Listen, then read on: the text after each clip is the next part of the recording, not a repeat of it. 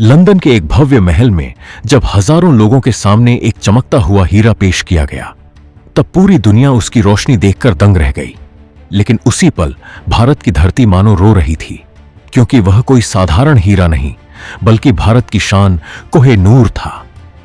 सदियों पहले दक्षिण भारत की गोलकुंडा खदानों से निकला यह हीरा धीरे धीरे दुनिया के सबसे ताकतवर राजाओं की चाहत बन गया। मुगल बादशाहों ने इसे अपनी शक्ति का प्रतीक बनाया और कहा जाता है कि शाहजहां ने इसे अपने मयूर सिंहासन में जड़वाया था। लेकिन जब मुगल साम्राज्य कमजोर पड़ा, तो फारस का क्रूर शासक नादिर शाह भारत पर टूट पड़ा। दिल्ली की लूट के दौरान उसने चालाकी से बादशाह की पगड़ी बदलकर इस हीरे को हासिल किया और उसकी चमक देखकर उसे नाम दिया कोह-ए-नूर, यानी रोशनी का पहाड़। समय के साथ यह हीरा अफगान शासकों के हाथों में गया और फिर पंजाब के महान शासक महाराजा रणजीत सिंह तक पहुंचा, जिन्होंने इसे गर्व से अपने साम्राज्य की पहचान बनाया।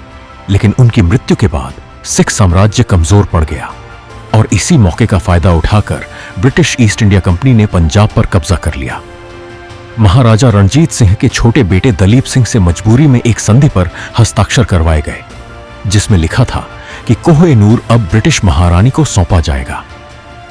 इसके बाद इस हीरे को जहाज में रखकर इंग्लैंड भेजा गया, जहां इसे क्वीन विक्टोरिया को दिया गया और बाद में इसकी कटाई करके ब्रिटिश ताज में जड़ दिया गया। तभी से यह हीरा ब्रिटेन में है। लेकिन भारत के लोगों के दिलों में आज भी यह सवाल जिंदा है कि क्या भारत की सबसे अनमोल धरोहर सच में कानूनी रूप से दी गई थी या फिर ताकत और चालाकी से छीनी गई थी। और शायद यही वजह है कि कोह-ए-नूर आज सिर्फ एक हीरा नहीं, बल्कि भारत के इतिहास, दर्द और खोई हुई शान का सबसे बड़ा प्रतीक बन चुका है।